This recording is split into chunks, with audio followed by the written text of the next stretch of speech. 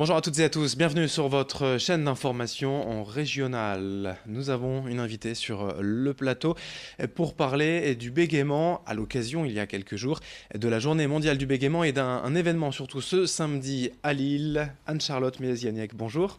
Bonjour. Vous êtes orthophoniste et déléguée Oui. départementale pour l'association Parole Bégaiement. Je le disais, ce samedi de 16h à 18h au centre social de la Buzette à Lille, c'est rue Georges Lefebvre.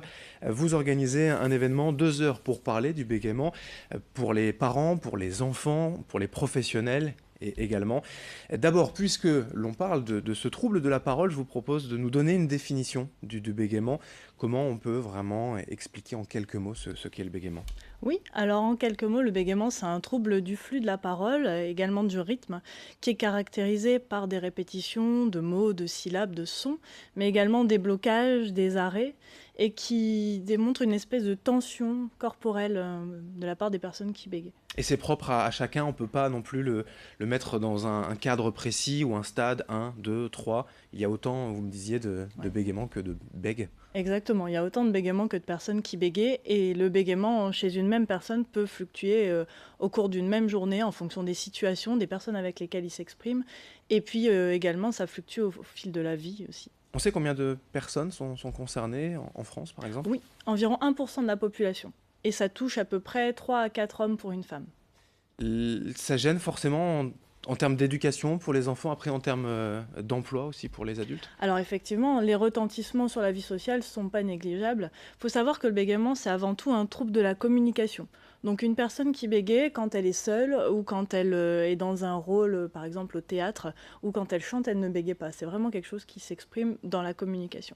C'est pour ça qu'on a des acteurs qui bégayent et qui se débrouillent très bien quand ils sont en tournage. C'est plus psychologique que mécanique, finalement?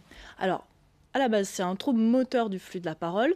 Il y a des recherches actuelles qui mettent en évidence une composante génétique, mais qui, à elle seule, ne peut pas expliquer l'arrivée du bégaiement. C'est en général des causes multifactorielles. Et puis, il y a une recherche aussi qui est sur des bases plutôt neurologiques, avec une sorte de fragilité constitutionnelle. Mais en général, c'est vraiment un ensemble de facteurs qui Quand fait on que le est bégaiement. parent d'un enfant qui va avoir 2, 3 ans, qui commence peut-être à avoir quelques difficultés, on peut déjà consulter un orthophoniste ou avoir quelques pistes? Oui, tout à fait. C'est important, si vous avez le moindre doute, de pouvoir consulter ou déjà contacter un orthophoniste pour essayer de lui expliquer un petit peu ce que vous avez observé et voir un petit peu comment il va pouvoir vous conseiller, effectivement. Alors malgré tout, il n'y a pas de solution miracle aujourd'hui, il n'y a pas de traitement, de remède 100% efficace? Il n'y a pas de solution miracle, non, mais le traitement orthophonique et les prises en charge, qu'elles soient individuelles ou de groupe, sont très efficaces, oui. Oui, individuel ou de groupe, on peut aussi faire les deux, voilà, multiplier ses chances finalement. Oui, alors ça démarre en général par une prise en charge individuelle et la prise en charge peut exister en groupe également. C'est bien d'avoir les deux aussi pour pouvoir varier les situations. On améliore le bégaiement, enfin on améliore, c'est mignon de parler, en tout cas on essaye d'améliorer la vie d'un bègue, c'est ça l'objectif Exactement. plutôt? L'objectif, c'est plutôt en ces termes-là, c'est plutôt d'apprendre à vivre mieux avec le bégaiement. Je le disais en termes d'éducation, d'emploi, voilà, pour voir à long terme, il y a certains employeurs qui peuvent avoir forcément des a priori sur le fait d'employer une personne bègue. Malgré tout, on peut réussir à travailler. Ah bah oui, il y a plein de personnes mecs qui travaillent, effectivement, hein. Ça peut être un a priori, notamment lors d'un passage d'entretien, parce que c'est toujours une Oui. situation stressante. Mais c'est vrai qu'il faudrait pouvoir changer le regard des employeurs là-dessus, parce que finalement, à part quand on a un métier où on doit vraiment, vraiment parler toute la journée devant un public, et encore, on peut s'habituer également. Oui, puis vous me disiez aussi hors antenne, selon les situations, selon le contexte, des personnes sont à l'aise au téléphone, d'autres non. Donc il y a plein de pistes à évoluer. Ah oui, oui, c'est vraiment dépendant de chaque personne. Alors, cette journée mondiale du bégaiement, alors c'était il y a quelques jours effectivement, mais vous avez choisi cette date du 17 novembre à Lille. Je le rappelle, c'est au centre social de la Buzette, donc rue Georges Lefebvre, de 16h à 18h. Quel est le programme, rapidement? Alors cette année, on s'est mis en lien avec l'association Parlons-en, qui est une association de prévention en orthophonie dans le Nord-Pas-de-Calais, et également avec les jeunes de 15 à 17 ans de l'association de la Buzette, qui nous ont concocté un petit programme très sympa avec des micro-trottoirs, avec également des petits sketchs, des petites scénettes pour mettre en scène le bégaiement, de manière un peu humoristique. Puisque pour certaines personnes qui vont participer samedi, il y aura aussi des personnes qui bégayent qui travaillent en groupe. L'humour pour dédramatiser aussi, désacraliser un peu le Oui, bégaiement, voilà. exactement, pour dédramatiser, pour en discuter et pour intéresser aussi un peu le public. Forcément, le grand public est convié à ces 2 heures d'information. Les parents, les enfants, enfin, quel est le public que vous attendez? Tout de même des personnes concernées, peut-être plus? En général, on Oui. reçoit plutôt des personnes concernées, mais c'est vraiment ouvert à tous.